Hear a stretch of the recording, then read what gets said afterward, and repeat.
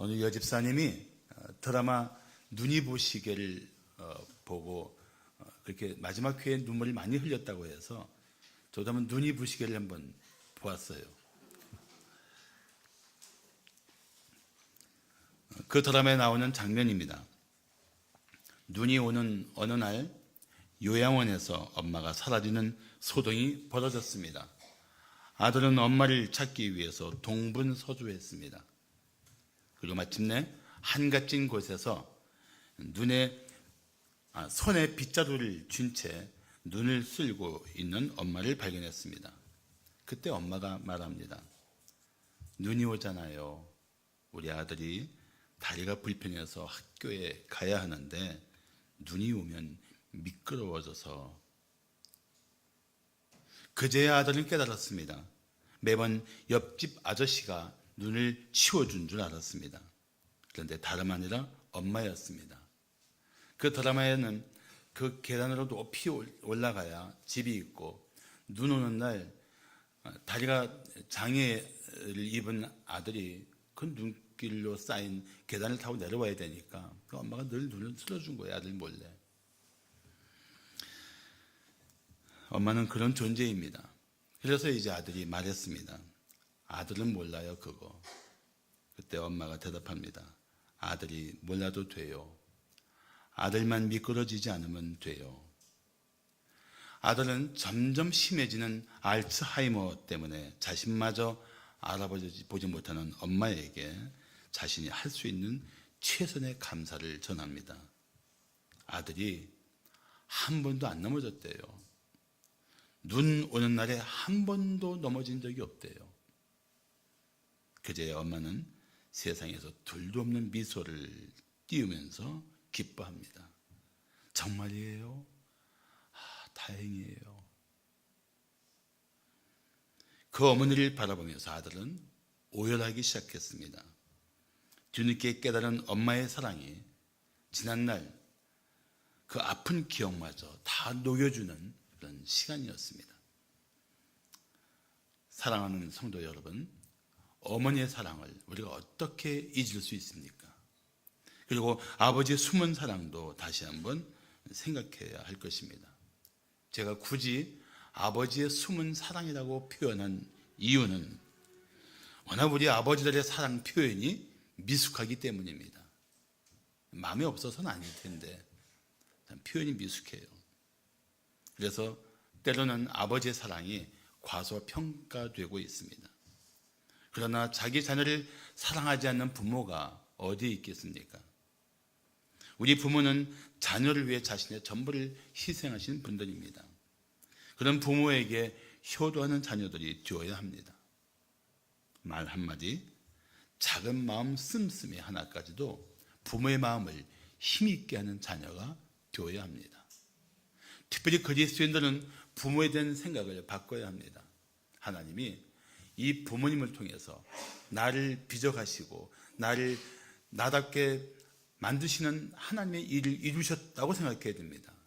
그래서 부모는 나를 위한 하나님께서 허락하신 가장 아름답고 귀한 권위인 것입니다. 자, 부모의 마음을 힘있게 하는 자녀가 되려면 어떻게 해야 할까요? 첫째, 전심으로 부모를 돌봐드려야 합니다. 전심으로 부모를 돌봐드려야 돼요. 이 당연한 일들이 당연하지 않기 때문에 우리는 자꾸 거듭해서 강조하게 되는 것입니다. 모녀가 함께 TV를 보다가 성형수술 장면을 보았습니다. 딸이 말했습니다. 엄마, 10개월 동안 품고 있다가 고생해서 낳은 아기가 저렇게 못생기면 얼마나 속상할까? 엄마가 말했습니다. 이제 내 마음을 알겠니? 웃자는 말이지만 누가 부모의 마음을 제대로 알 수 있겠습니까? 저는 부모의 마음을 제대로 알 수 있으려면 부모님 같은 삶을 다 살아보고 나서야 그때 어머니 마음이 이랬겠구나, 아버지 마음이 이랬겠구나, 뒤늦게 때늦은 깨달음을 얻게 된다고 생각합니다. 애를 낳아봐야 알고 키워봐야 알고 그 세월 속에서 우리는 주님께서 이해를 하기 시작하는 거예요. 그리고 그때 그리워서 어머니라고 부를 사람이 없을 때 가슴을 치고, 이 인생의 한계죠. 그런데 특별히 부모의 마음을 제대로 알 수 없는 이유 중에 하나가 있다면, 그것은 부모가 자녀들에게 자기의 공치사를 하지 않기 때문입니다. 부모가 자녀를 위해서 어떻게 살았는지 낱낱이 안다면 부모를 향한 자녀의 마음은 달라질 것입니다. 그러나 어떤 부모가 자기 자녀에게 너를 위해서 내가 이렇게 희생했다고 미주알 고주알 다 얘기하겠습니까? 왜 부모가 침묵할까요? 부모로서 자신의 모든 희생과 수고를 당연하게 여기기 때문입니다. 오히려 부모는 자녀에게 더 잘해주지 못한 것 때문에 마음 아파하고 있습니다. 힘에 지나도록 살고도 그런 마음의 아픔과 미안함을 갖고 있는 것이 부모들의 심정입니다. 그 부모의 사랑을 깨닫게 된다면 자녀는 마음을 다해서 부모의 삶을 돌봐드려야 합니다. 오늘 16절을 보시면 내게 어머니를 떠나며 어머니를 따르지 말고 돌아가라 강권하지 마옵소서. 어머니께서 가시는 곳에 나도 가고 어머니께서 머무시는 곳에서 나도 머물겠나이다. 룻이 고백합니다. 생각해 보십시오. 룻은 며느리입니다. 친딸도 아니에요. 더구나 이방 여자입니다. 하나님을 경배하지 않는 삶의 자리에서 살아온 사람입니다. 젊고 앞길이 창창합니다. 인생을 다시 시작할 수 있는 상태입니다. 그런데도 룻은 마음을 다해서 시어머니 나오미와 함께 살겠다고 말합니다. 왜 이런 결심을 했을까요? 이 룻이 이렇게 결심을 했던 이유가 사실은 룻기 4장 15절에 나옵니다. 자, 룻기 4장 15절을 보시면 이는 네 생명의 회복자이며 네 노년의 봉양자라. 곧 너를 사랑하며 7 아들보다 귀한 네 며느리가 낳은 자로다. 룻이 아기를 낳았을 때 이 아기를 품고 있는 나오미에게 사람들이 이렇게 축복의 말을 합니다. 근데 이 말 속에서 무엇이 드러납니까? 야, 룻은 말이야, 저 나오미를 사랑하고 7 아들보다 귀한 며느리야. 어머니 가시는 곳에 나도 가고 어머니 머무는 곳에 나도 머물겠나이다. 이 결단이 가능했던 이유는 어머니를 사랑하기 때문인 것입니다. 사랑 때문에 그런 거예요. 사랑 때문에. 나는 이 부분을 보면서 우리 자녀들이 진심으로 부모를 사랑하고 있는가? 나는 부모에 대한 사랑이 회복이 되면 돌봐드리지 말라고 해도 돌봐드리지 않을 수 없는 그 마음의 결단이 있을 것을 믿습니다. 그만하라고 해도 아니에요 어머니, 아니에요 아버지, 제가 더 잘해드려야 마땅해요. 이런 마음을 품을 수밖에 없어요. 이 시대의 비극이 무엇인 줄 아십니까? 가정에서 부모와 자녀 간의 진정한 사랑을 상실한 채 살고 있는 것입니다. 부부가 사랑을 잃어버린 채 살고 있는 것입니다. 부모가 자녀를 향한 사랑이 변질된 채 살고 있는 것입니다. 이게 가정의 비극이에요. 현대 가정의 비극입니다. 그런데 친딸도 아닌 며느리가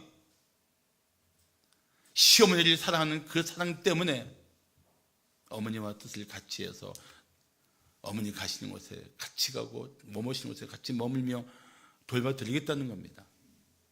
얼마나 놀라운 사랑의 고백입니까? 사랑하는 성도 여러분, 부모에게 받은 상처가 있겠지만 그것만 곱씹지 말고 부족한 중에 부모님이 베풀어 주신 사랑을 기억하시고 그 희생을 귀하게 여겨야 합니다. 그게 자녀들이 가져야 할 마음이에요. 저는 이 설교를 준비하면서 이런 생각했습니다. 인생의 시작은 부모가 자녀를 주시지만 인생의 종말은 자녀가 부모를 돌봐드려야 하는구나. 인간이 그렇지 않습니까? 태어났을 때 부모의 돌보심이 없이 생존 가능한 인간이 어디 있어요? 마찬가지로 인생의 말년에 자녀의 돌보심이 없이 생존 가능한 부모는 어디 있습니까? 정말 자녀들이 부모를 돌봐드리는 이 마음의 회복이 필요합니다. 이 사랑의 회복이 필요해요. 특별히 홀로 계신 분들에게 더 잘 해드려야 합니다. 외롭고 힘겨운 삶을 사는 홀부모를 잘 모셔야 합니다. 그리스도인들일수록 이런 일에 더 힘써야 합니다. 디모데전서 5장 4절은 말씀하기를 만일 어떤 과부에게 자녀나 손자들이 있거든 그들로 먼저 자기 집에서 효를 행하여 부모에게 보답하기를 배우게 하라.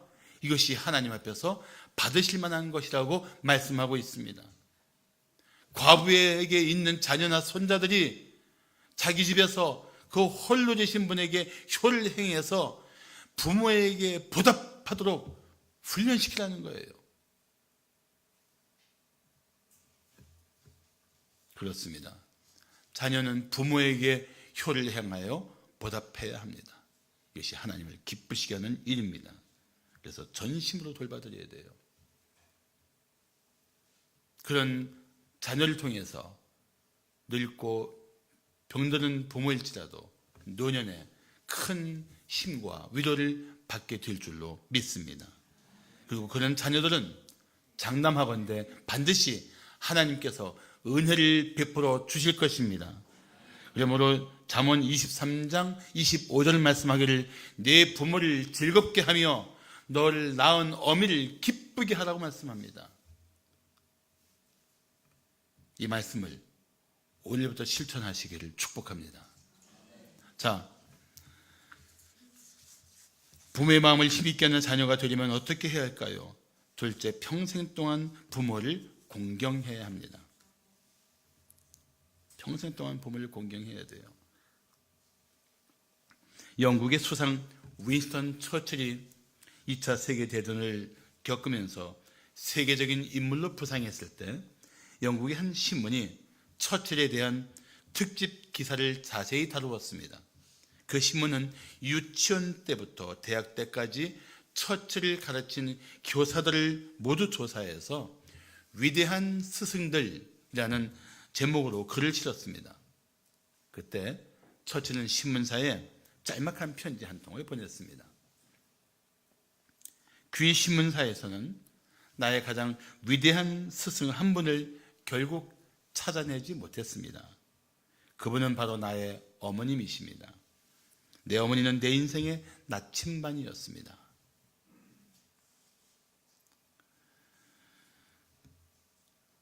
나는 자녀들이 부모에게 가져야 될 매우 중요한 마음의 자세가 있다면 부모님을 존귀하게 여기는 것이라고 생각합니다.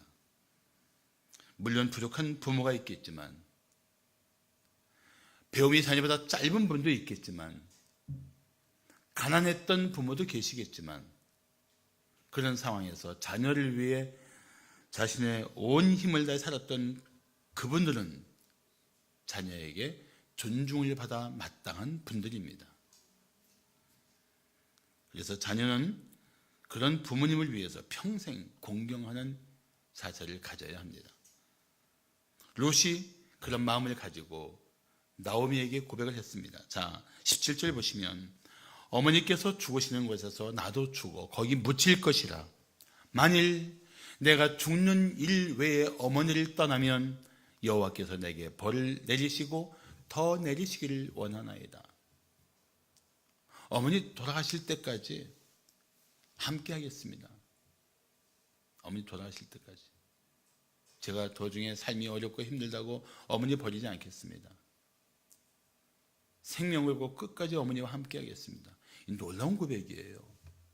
정말 놀라운 고백입니다. 실제 룻은 나오미를 따라서 생면 부지의 땅 이스라엘로 돌아옵니다. 낯선 땅, 낯선 사람들 틈에서 오직 시어머니를 위해서 온갖 힘든 일들을 묵묵히 해냅니다. 그래서 어느 날 어머니를 봉양하기 위해서 이삭을 주우러 나가서 열심히 일을 하는데 보아스가 그 일하는 모습을 보았어요. 사환에게 묻습니다. 네 집 소녀냐? 자, 룻기 2장 6절과 7절을 보시면 나오미와 그 사환이 이렇게 대답합니다. 보아스의 사환이 대답한 거예요. 나오미와 함께 모압 지방에서 돌아온 모압 소녀인데 그의 말이 나로 배년자를 따라 단 사이에서 이삭을 죽게 하소서 하였고 아침부터 와서는 잠시 집에서 쉰 외에 지금까지 계속하는 중입니다. 하루 종일 이삭을 주며 어머니를 봉양하기 위해서 힘썼다는 거예요.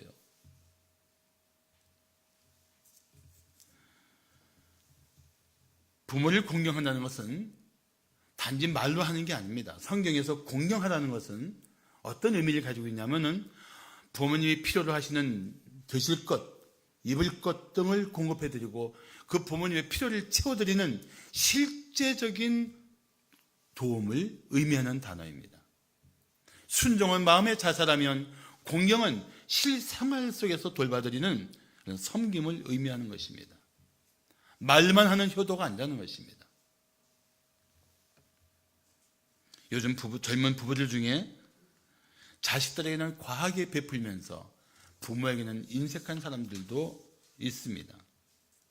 그러나 우리는 부모님 살아계신 동안에 모실 수 있는 동안에 부모를 공경해야 마땅합니다.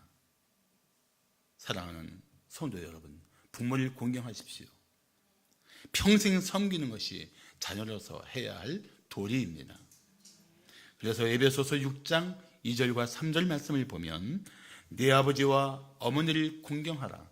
이것은 약속 있는 첫 계명이니 네가 잘 되고 땅에서 장수하려고 말씀합니다.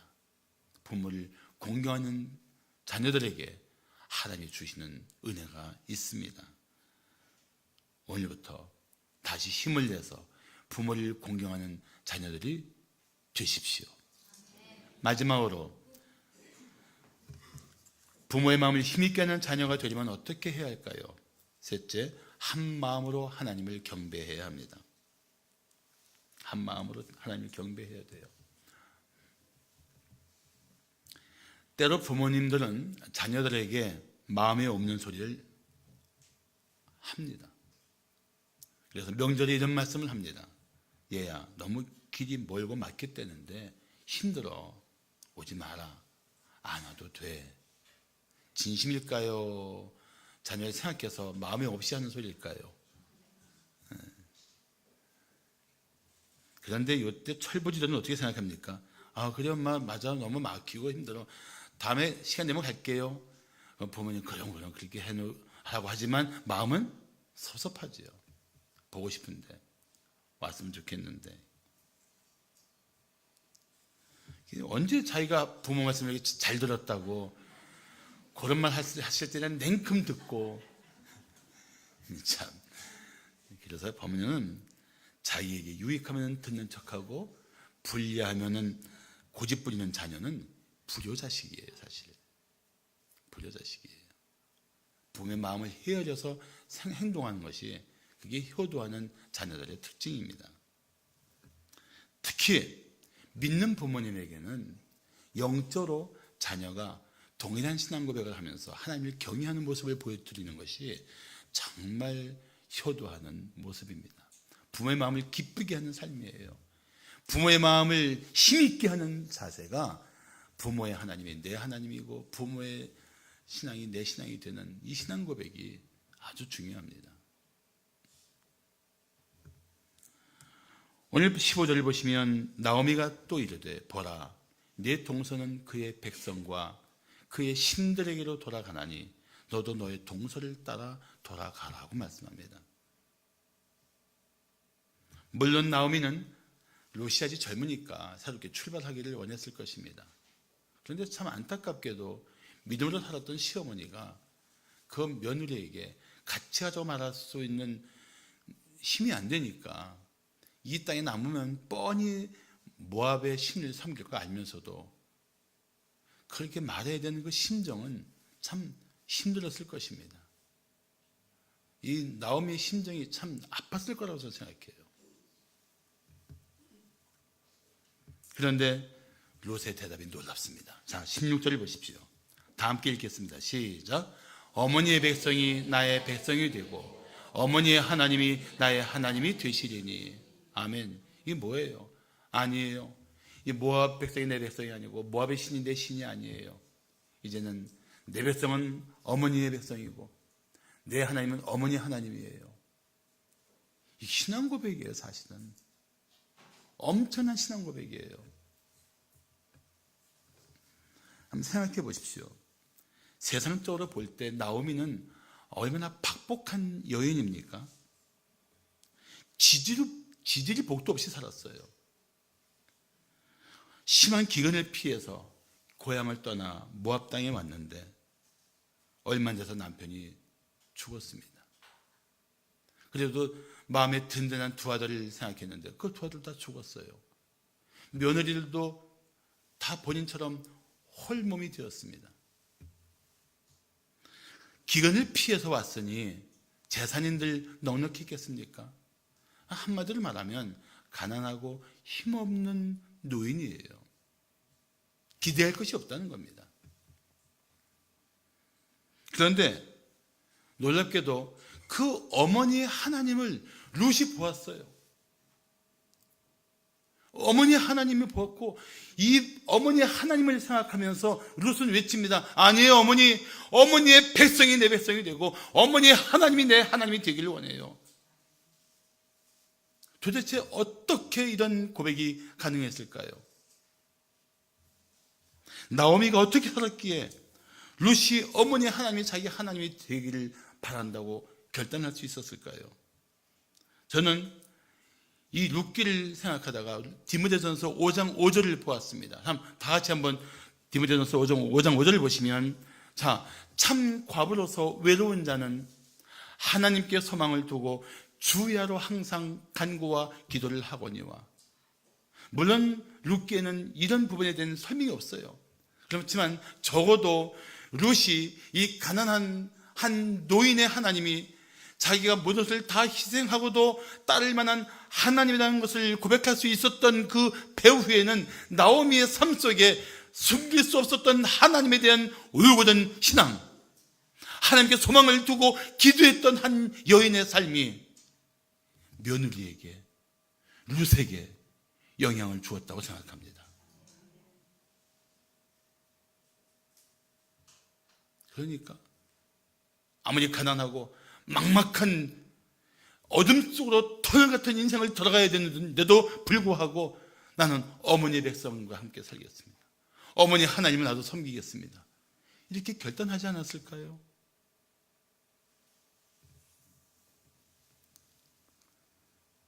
물론 우리는 부모로서 잘 살고 모든 일이 잘 풀린 채로 자녀들에게 믿음을 나누고 싶을 것입니다. 그렇지만 잘 살고 모든 일들이 다 잘 된다고 자녀들이 하나님을 경배하는 것은 아닙니다. 오히려 잘못하면 기복신앙을 부추길 수 있습니다. 예수 믿으면 잘 먹고 잘 산다, 잘못된 메시지를 가슴에 심어놓을 수 있어요. 때로는 가난하고 힘겨운 삶을 살면서도 믿음으로 살 때 자녀들은 영적으로 도전을 받습니다. 그리고 믿음으로 그 삶을 이겨낸 부모를 보면서 살아계신 하나님을 바라보게 됩니다. 그리고 마침내 자녀들은 이렇게 고백할 것입니다. 어머니, 난 어머니의 하나님이 내 하나님인 것이 기뻐요. 아버지가 경배하던 그 하나님을 내가 경배할 수 있는 것이 아버지에게 받은 내 최고의 유산이에요. 자녀들에게서 나는 내 부모의 하나님을 내 부모의 삶에서 발견했어요. 나도 그 하나님 경배하겠습니다. 나도 그 하나님 섬기겠습니다. 이 고백을 한다면 부모님들이 얼마나 힘이 되는 줄 아십니까? 얼마나 기뻐하시는 줄 아십니까? 그 자녀 끌어안고 감격의 눈물도 흘릴 것입니다. 그런 면에서 나오미의 삶은 실패가 아니었던 것입니다. 존귀했던 분입니다. 그리고 그 룻의 결단은 나오미의 마음을 힘있게 했어요. 그래서 오늘 본문 18절은 이렇게 끝냅니다. 나오미가 룻이 자기와 함께 하기로 굳게 결심함을 보고 그에게 말하기를 그치니라. 그래 가자. 그래 가자. 가난하고 보장된 삶이 없고 가서 어떻게 살아야 될지 막막하지만 그래 우리 하나님 붙들고 나아가자. 그래 가자. 하나님이 우리의 소망이다. 하나님이 우리 인생의 대답이다. 하나님이 우리 인생의 보장이다. 그 하나님 바라보고 같이 가자.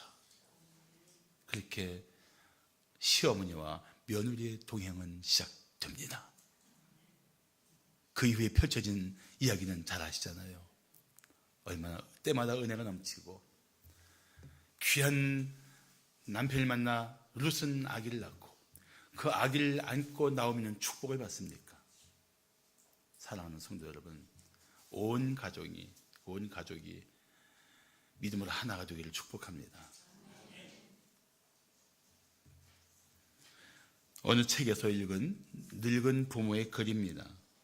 이게 부모들의 심정이겠거니 싶어서 우리 성도들과 함께 나누고 싶습니다.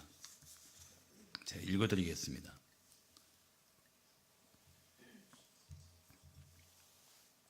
내 사랑하는 아들, 딸들아, 언젠가 우리가 늙고 약하고 지저분해지거든 인내를 가지고 이해를 해다오.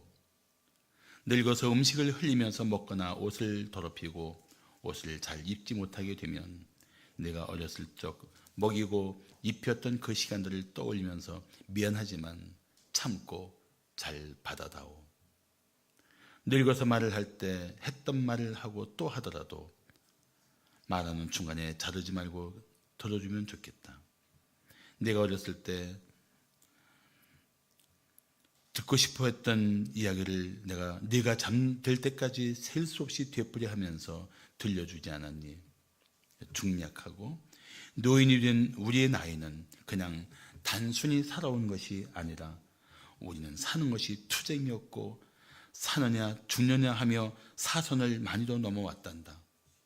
비록 우리가 너를 키우면서 많은 실수를 했어도 우리는 부모로서 줄 수 있는 가장 좋은 것들과 부모로서 보여줄 수 있는 가장 좋은 삶을 너에게 보여주려고 뼈를 깎으며 임원 바쳐 최선을 다했단다.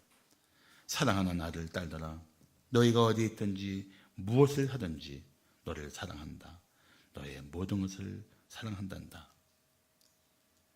우리 부모의 심정을 조금만 이해하고 부모의 아픔을 조금만 가슴에 함께 품어주게 된다면 눈물겨웠던 그분들의 삶에 이제는 위로자로서 다시 그분들의 삶을 힘있게 하는 격려자로서 우리는 부모 곁에 머물게 될 것입니다.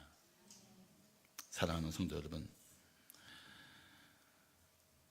부모의 지나는 날들을 우리가 해야 할 과제가 있다면 무조건 용서해주고 이해하는 것입니다.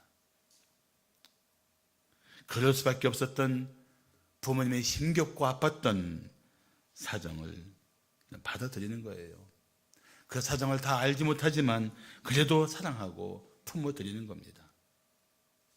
그래서 부모님의 노후에 자녀들의 사랑을 받으며 살아갈 수 있는 새로운 은혜를 우리가 펼쳐드려야 합니다. 부모님을 사랑하고 섬기는 것, 부모님에게 순종하고 부모님을 공경하는 것, 이것이 하나님의 뜻입니다. 우리가 반드시 순종해야 할 하나님의 명령입니다. 우리는 이 명령 앞에 순종해야 마땅합니다. 그래서 여러분의 효성스러운 삶을 통해서 부모님들의 노후가 새로운 은혜로 넘쳐나기를 축복합니다. 기도하시겠습니다.